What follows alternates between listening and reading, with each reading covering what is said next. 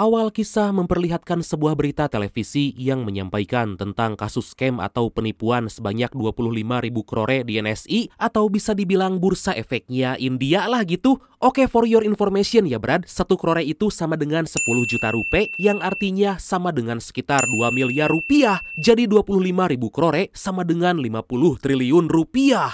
Wah, fantastis banget ya kan? Hal itu mengakibatkan harga saham-saham perusahaan besar menurun, bahkan mengalami kebangkrutan. Tapi para pelaku penipuan saat ini masih belum diketahui karena masih dalam penyidikan pihak berwajib. Di sisi lain, kita dikenalkan dengan seorang pria bernama Sunil yang merupakan pemilik perusahaan pialang sekaligus penipu yang diberitakan di TV tadi. Di tengah keenjoyan menikmati kekayaan sambil bersukaria bersama para LC, walaupun burik, tiba-tiba Sunil dibuat terkejut melihat kedatangan agen CBI atau Biro Investigasi Pusat yang langsung menangkapnya. Mr. Sunil, you're under arrest. Dan inilah Tunifu. Itu original, itu dummy. Di tempat berbeda, seorang polisi kotor bernama Rama dan seorang kepala gangster bernama Rada tengah merencanakan aksi perampokan di sebuah bank dengan target sebanyak 5.000 krore. Tapi di balik misi tersebut, Rama telah merencanakan hal lain tanpa sepengetahuan Rada.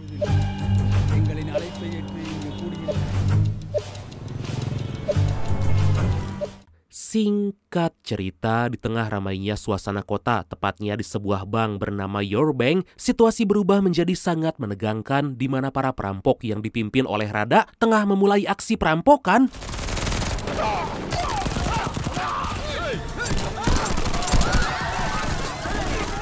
Dengan perlengkapan taktis, Rada and the Gang tanpa segan langsung menembaki para security penjaga dan memasang bom di setiap pintu. Mereka menghancurkan beberapa kamera pengawas dan mengancam semua orang agar menyerahkan ponsel.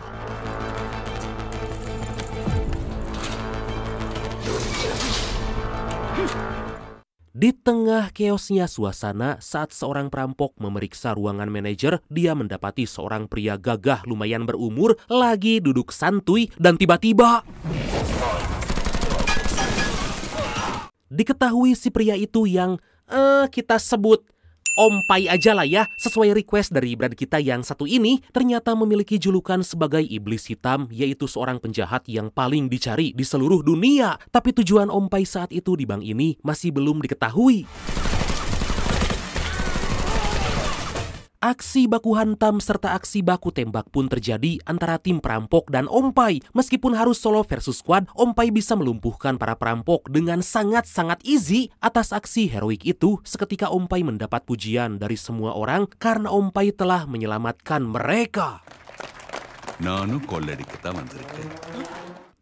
Tapi siapa sangka Ompai menyatakan bahwa kedatangannya bukan untuk menjadi pahlawan, melainkan juga akan merampok bank itu dengan jumlah yang lebih fantastis, yaitu sebanyak 50.000 krore. Tentu aja semua orang kembali dibuat ketar-ketir.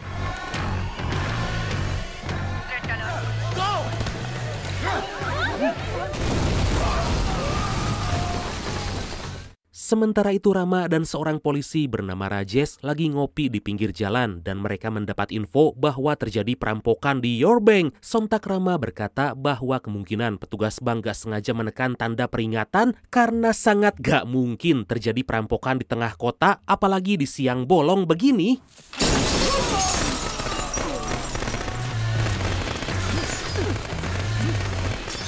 Kembali ke Ompai, dia menawari Rada and the Gang agar mau bekerja sama dan sebagai imbalan mereka akan mendapat bagian dari 50.000 krore itu. Mereka sempat menolak tapi karena diancam akan dihabisi, akhirnya Rada dan para konco pun setuju. Kemudian aksi berlanjut di mana beberapa staf dijadikan sandera dengan bom yang dipasangkan pada tubuh mereka. So please.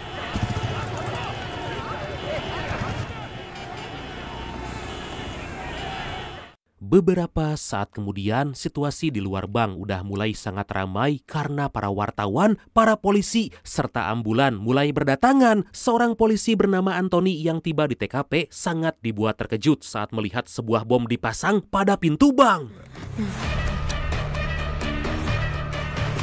Di dalam bank, komplotan rada mulai bergegas sambil menyeret seorang manajer bank agar segera membuka ruangan berangkas. Setelah berhasil dibuka, mereka sangat kegirangan melihat banyak tumpukan uang.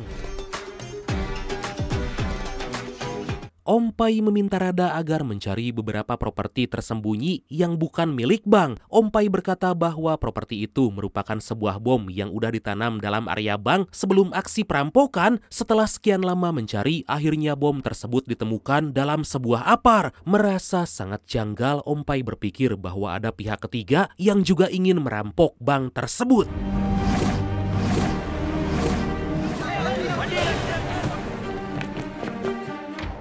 Gak lama, tentara pasukan khusus mulai dikerahkan agar segera mengepung area bank dengan membawa beberapa penembak jitu. Tapi tentu mereka gak bisa gegabah karena Om Pai memiliki banyak sandera.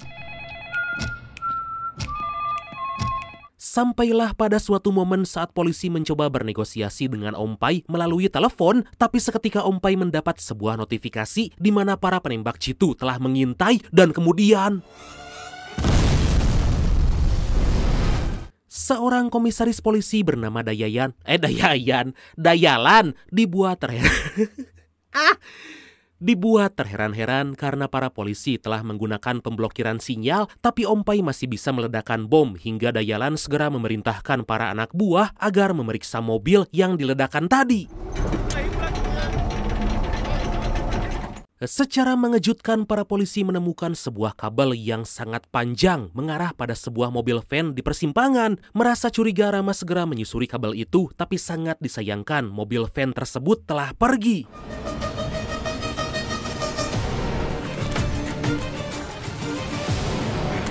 Diketahui seorang wanita di balik mobil van yang bernama Kanma ini ternyata adalah rekan Om Pai sekaligus orang yang mengoperasikan ledakan tadi. Selain itu, Kanma juga udah memantau situasi bank melalui kamera pengawas yang telah dia retas hingga bisa memberi instruksi pada Om Pai.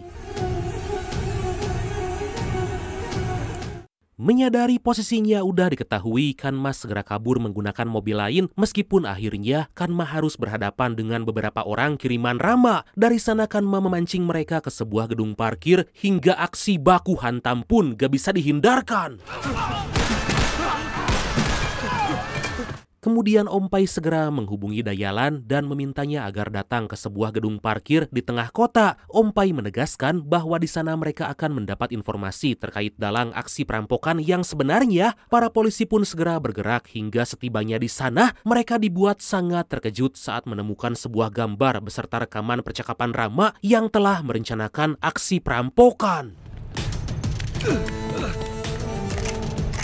Tentu Dayalan dibuat sangat marah dan merasa kecewa karena Rama telah merusak citra polisi beserta kepercayaan publik. Merasa udah buntu, akhirnya Rama mengaku dan mulai menceritakan semuanya. Sejenak kita flashback ke beberapa bulan yang lalu di mana Rama beserta temannya bernama Jacob tengah merencanakan sebuah aksi perampokan. Tapi karena bukan mereka yang akan beraksi, Rama berusaha mencari orang yang emang sangat profesional dalam hal perampokan. Diketahui ternyata Rama udah mengenal Om Pai karena saat dia mencari orang yang dibutuhkan dalam aksi, Rama mendapat informasi terkait Om Pai yang merupakan perampok kelas kakap. Tapi setelah berhasil menemui Om Pai dan mengajaknya bekerja sama, Om Pai menolak mentah-mentah. Dengan terpaksa, Rama pun merekrut perampok amatir yaitu komplotan Rada. Oh, begitu toh. Kembali ke masa sekarang, dikarenakan Rama udah ketahuan, Jacob mencoba kabur menggunakan sebuah bajai menuju bandara. Tapi saat akan memasukinya, Jacob dikejutkan dengan keberadaan Kanma dalam bajai itu. Beberapa saat kemudian, para polisi menemukan sebuah rekaman kamera pengawas dan mendapati seseorang tengah memasang bom sebelum perampokan. Diketahui bahwa orang yang memasang bom itu bernama Val. Kemudian setelah menyelidiki, akhirnya para polisi berhasil menemukan pemicu bom yang disembunyikan dalam beberapa properti di sana. Di sisi lain, polisi yang ditugaskan mencari Val kini tengah berada di kediaman Val dekat sebuah tambang. Akhirnya mereka pun mendapat informasi bahwa saat ini Val dalam perjalanan kabur melalui jalur laut.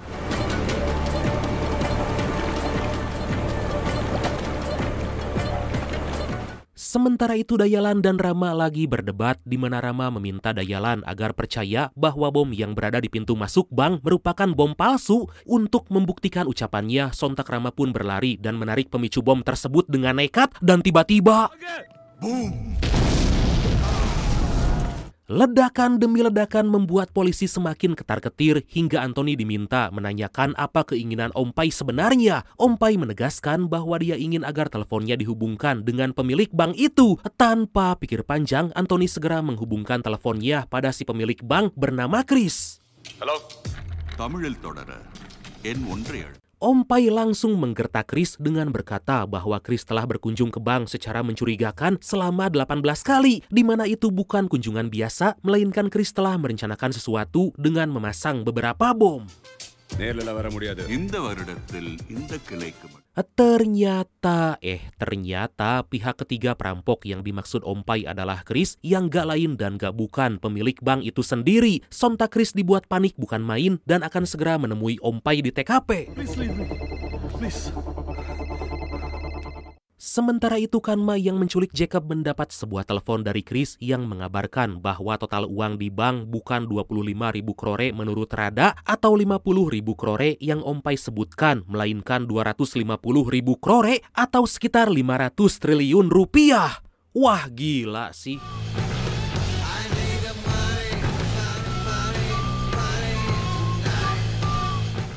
Gak lama tiba-tiba hal gak terduga terjadi di mana para staf bank mulai melakukan perlawanan terhadap Om Pai beserta Rada and the Gang. Dan perlawanan itu sampai-sampai membuat mereka sangat kewalahan. Akhirnya Om Pai berhasil ditumbangkan dan berujung diinterogasi oleh para staf yang ternyata merupakan antek-antek dari Chris.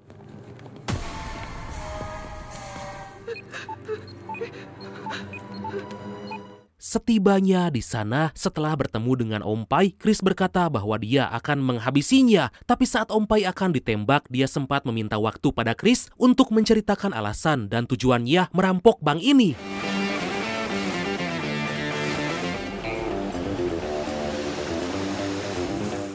Sejenak kita kembali flashback di mana beberapa bulan yang lalu kehidupan Om Pai sangat bahagia bersama timnya. Saat itu seorang anak buah yang udah dia anggap seperti anak sendiri sebentar lagi akan menikah, tapi kebahagiaan itu sirna karena di malam hari rumah Om Pai diserang oleh sekelompok gangster dan sampai saat ini dia belum mengetahui siapa dalang yang melakukan serangan itu. Pada malam itu baku tembak terjadi dan sang putra dan calon menantunya terbunuh. Bahkan Kanma juga tertembak tapi beruntung berhasil selamat. Om Pai segera memberi Kanma senjata agar balik melakukan perlawanan.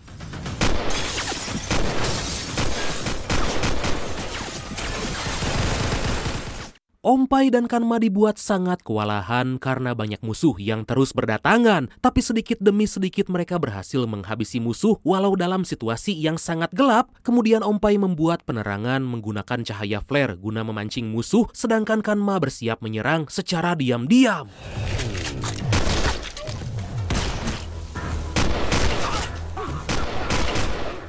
Sangat disayangkan Kanma yang lengah malah tertembak di bagian perut. Om Pai segera menghampirinya dan membantai habis semua musuh. Tetapi saat Om Pai akan menolong Kanma, tiba-tiba dia ditusuk dari belakang dan kemudian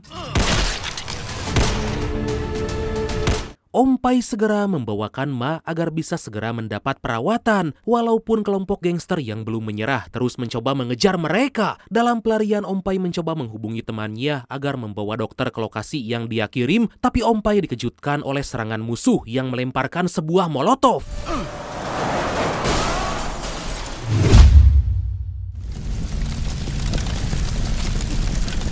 Kelompok gangster segera menghampiri mobil Om Pai dan Kanma yang terbakar, tapi mereka sama sekali gak melihat mayat. Secara mengejutkan, ternyata Om Pai masih hidup dan sehat walafiat. Di sisa tenaga dan luka yang cukup parah, akhirnya mereka menemukan sebuah pemukiman dan meminta pertolongan.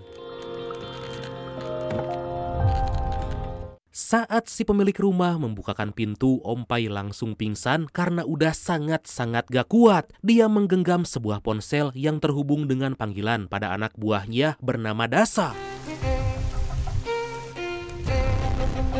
Gak lama Dasa bersama seorang dokter berhasil menemukan lokasi mereka. Saat itu Dasa mendapat sebuah info terkait orang-orang yang melakukan penyerangan di rumah Om Pai. Gak butuh waktu lama, di sebuah gym Dasa berhasil menemukan salah satu dari mereka.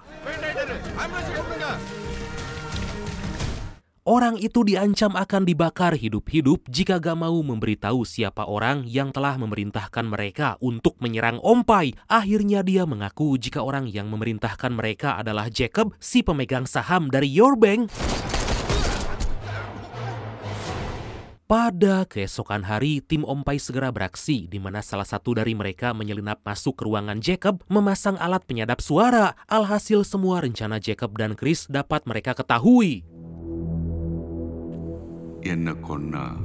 Kembali ke masa sekarang, Om Pai mengancam Chris menggunakan bukti rekaman suara. Tentu Chris mulai panik dan malah mengajak Om Pai bekerja sama dengan imbalan sebanyak 5.000 krore. Tapi secara mengejutkan, Om Pai malah bertanya bagaimana terkait uang 250.000 krore itu. Chris makin dibuat ketar-ketir karena Om Pai mengetahui jumlah uang sebenarnya yang berada di bank ini.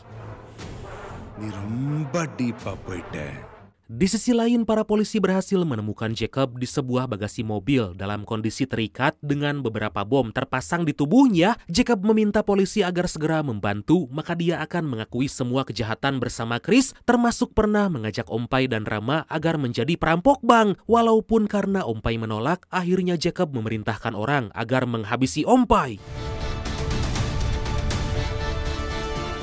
Akhirnya para polisi memanggil divisi penjinakan bom untuk segera menyelamatkan Jacob. Tapi sangat disayangkan, Kanma yang ternyata tengah memantau Jacob dari kejauhan, dia pun langsung mengaktifkan bom itu dan kemudian... Saat Chris mendapat informasi tentang kematian Jacob, dia langsung memerintahkan anak buahnya segera menghabisi Om Pai. Sampailah pada suatu momen saat Om Pai akan ditembak, tiba-tiba mengamuk dengan menghancurkan penyangga tali. Wah, bisa gitu. Tanpa kesulitan berarti, bahkan terkesan easy, disertai pertarungan memukau khas film India, Om Pai dengan GG berhasil melumpuhkan mereka semua. Chris mencoba kabur melalui jendela, tapi tentu Om Pai gak akan membiarkan itu terjadi. Karena disiksa terus-terusan, pada akhirnya Chris menyerah dan akan mematuhi apapun yang Om Pai mau. Scene berpindah pada beberapa tahun yang lalu di Your Bank, divisi kartu kredit dan reksadana tengah mengadakan acara pemberian penghargaan pada karyawan terbaik. Saat acara berlangsung, seorang karyawan bernama Kevin mengungkapkan beberapa masalah terkait banyaknya penolakan kartu kredit yang menyebabkan para karyawan kesulitan mencapai target. Seorang manajer bank menyarankan Kevin membujuk para nasabah dengan cara apapun agar mau mengajukan kartu kredit dan menawarkan produk reksadana agar para nasabah mau menginvestasikan uang mereka. Kevin bertanya bagaimana jika nasabah gak mampu membayar sedangkan hutang mereka akan berlipat ganda dalam waktu 3 bulan. Sementara para karyawan harus meningkatkan kemampuan nasabah agar membayar hutang mereka setiap bulan. Gak mau pusing, si manajer malah meminta Kevin agar tutup mulut karena mereka akan sengaja membiarkan hutang para nasabah membengkak. 2 tahun kemudian, Kevin yang bekerja sangat baik akhirnya mendapatkan penghargaan sebagai karyawan terbaik. Tapi beberapa bulan kemudian, sebuah berita televisi menginformasikan bahwa perusahaan tempat Kevin bekerja dilaporkan akan bangkrut karena mengalami kerugian sebesar 250.000 krore di bursa saham India. Ternyata scene di awal film tadi yang menyebutkan kasus scam senilai 25.000 krore itu adalah sebuah pengalihan karena sebenarnya pihak banklah pelaku utama. Mereka telah mengkorupsi atau menggelapkan uang nasabah sebanyak 250.000 krore milik 500.000 nasabah dengan alasan kebangkrutan. Atas hal itu, para nasabah yang mempercayakan uangnya untuk diinvestasikan tentu menyalahkan Kevin atas hilangnya uang mereka. Dari sana Kevin segera menemui Jacob menanyakan terkait hal yang terjadi pada uang para nasabah. Tapi dengan watados alias wajah tanpa dosa, Jacob gak memperdulikan masalah itu dan meminta Kevin agar fokus pada pekerjaan aja. Merasa kesal gak mendapat solusi apapun, sontak Kevin mengancam akan melaporkan hal ini pada kepolisian.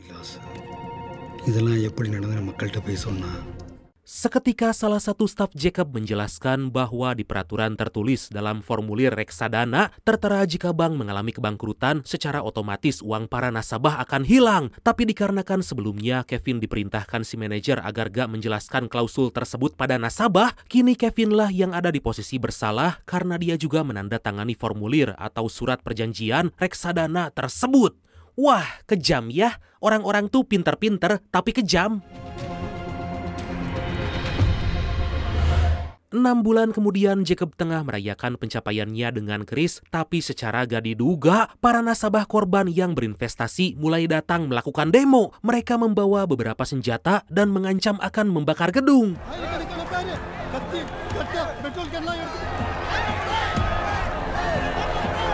Di tengah kekacauan tiba-tiba Kevin muncul dan berkata bahwa Chris harus segera mengembalikan uang para nasabah. Jika menolak, Kevin akan membawa kasus kejahatan Chris pada pers dengan beberapa bukti dokumen yang dia miliki. Sementara itu di luar gedung, kerumunan orang udah marah dan mengancam akan melakukan pembakaran. Tapi naas usaha Kevin yang membela para nasabah malah berakhir di tangan Chris yang dengan kejam melemparnya dari atas gedung hingga tewas. Situasi semakin keos dan saat kerumunan massa mulai mencoba memasuki gedung, si polisi korup, si Tangkurak Rama, menyiramkan balik bensin dan membakar sebagian massa yang rusuh.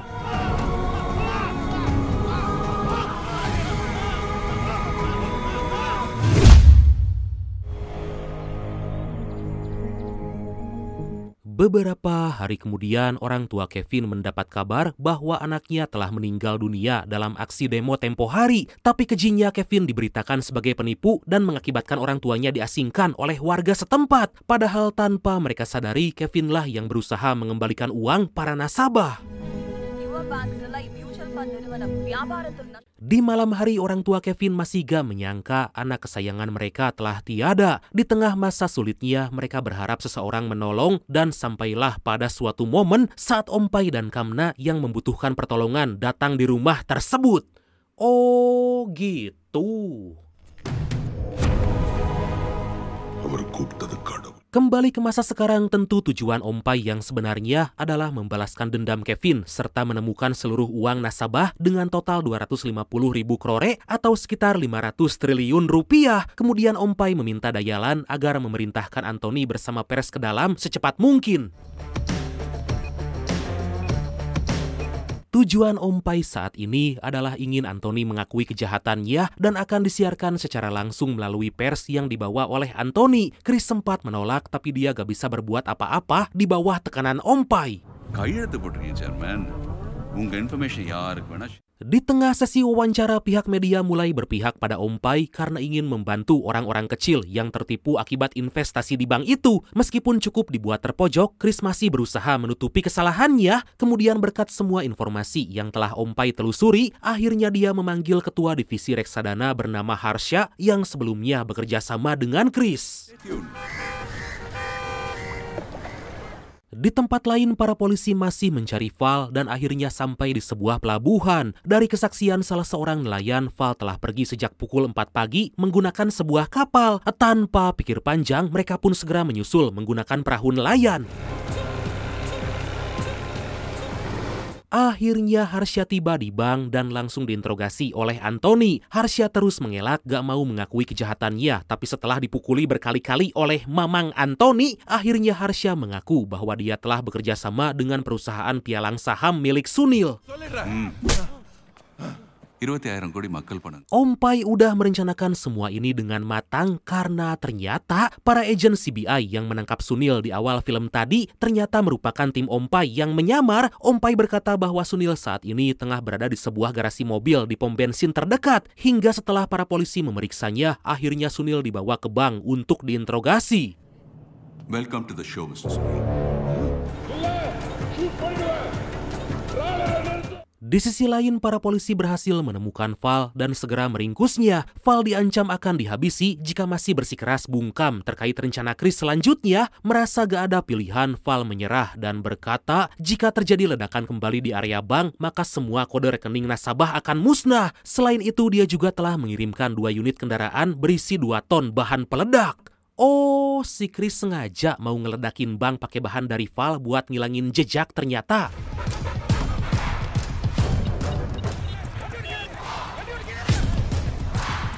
Dayalan langsung dikirimi informasi terkait rencana jahat Chris. Dengan penuh rasa cemas, Dayalan meminta agar anak buahnya segera memblokir jalan dan memeriksa setiap kendaraan guna meminimalisir korban. Guna meminimalisir korban jika terjadi ledakan di area tersebut. Aduh, susah bener.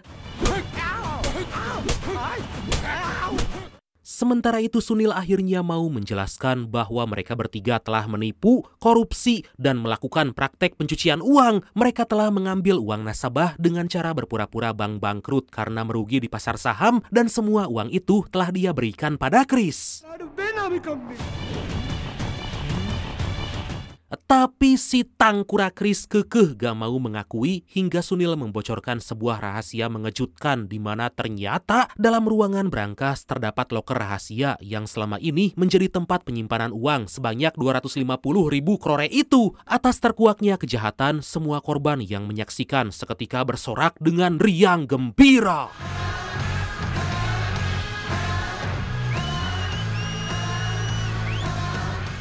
Di tempat berbeda, ada seorang menteri yang bekerja sama dengan Chris menjalankan semua aksi ini. Dia pun mulai mengerahkan pasukan militer untuk menghabisi semua orang di bank kecuali Chris. Waduh.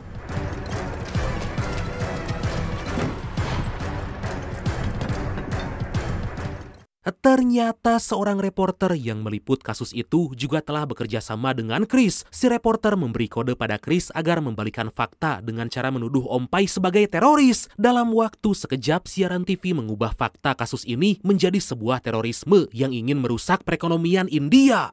Aduh.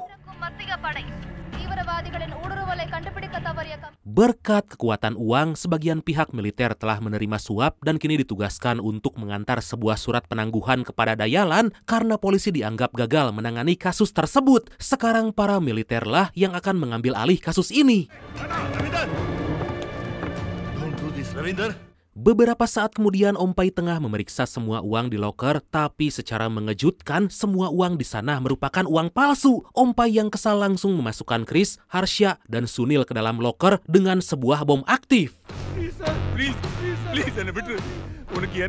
Om Pai mengancam akan mengubur mereka di sana jika gak memberitahu di mana semua uang itu disembunyikan. Akhirnya Chris berkata bahwa uang-uang itu disembunyikan di sebuah kapal kargo dalam 25 kontainer yang tersebar di antara ratusan kontainer. Tanpa rasa ampun, Om Pai tetap mengurung mereka dalam loker itu dengan bom.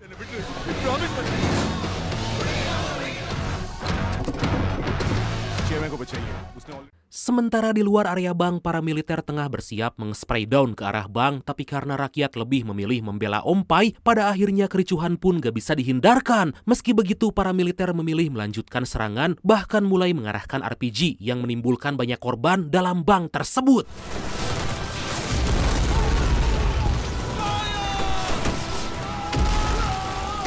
Di tengah kericuhan, tiba-tiba mereka dikejutkan oleh kedatangan Kanma yang membawa 2 unit truk pemadam berisikan 2 ton bahan peledak. Kanma langsung memberi peringatan agar segera menghentikan serangan, dan jika serangan dilanjutkan, maka dia gak segan-segan akan meledakkan seluruh isi kota.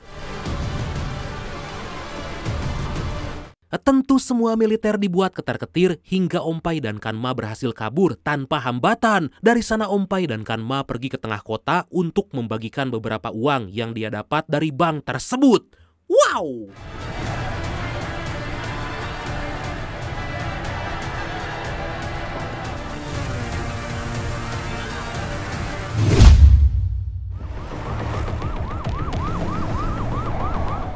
Beberapa saat kemudian, setibanya di tepi pantai, mereka dijemput salah satu rekan dengan sebuah perahu yang telah dipasangi senjata. Mereka pun segera gaspol menuju perairan internasional untuk menyusul kapal kargo milik Chris. Tapi tentu aja perjalanan mereka gak berlangsung mudah karena harus berhadapan dengan para militer angkatan laut hingga aksi baku tembak pun gak bisa dihindarkan. Awalnya Om Pai dan Kanma bisa menumbangkan beberapa kapal angkatan laut dengan sangat mudah, tapi itu baru permulaan di mana serangan susulan dari puluhan kapal dan 4 helikopter mulai berdatangan.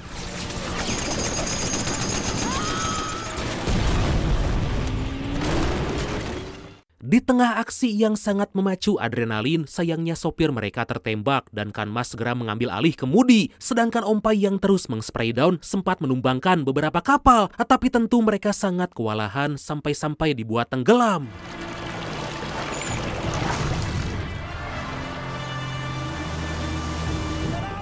Gak lama dari itu pasukan Angkatan Laut tengah memastikan bahwa Kanma dan Om Pai benar-benar udah tewas. Setelah sekian lama mencari, mereka gak menemukan jasadnya sama sekali. Ternyata Om Pai dan Kanma berhasil selamat dari maut dan kini mereka berada di tempat yang aman.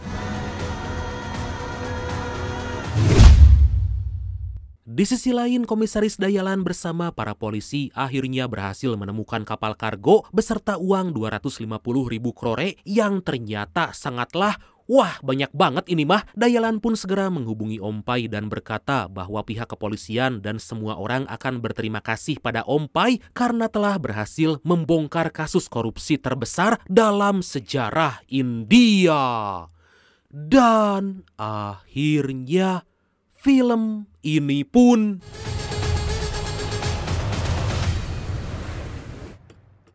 tamat.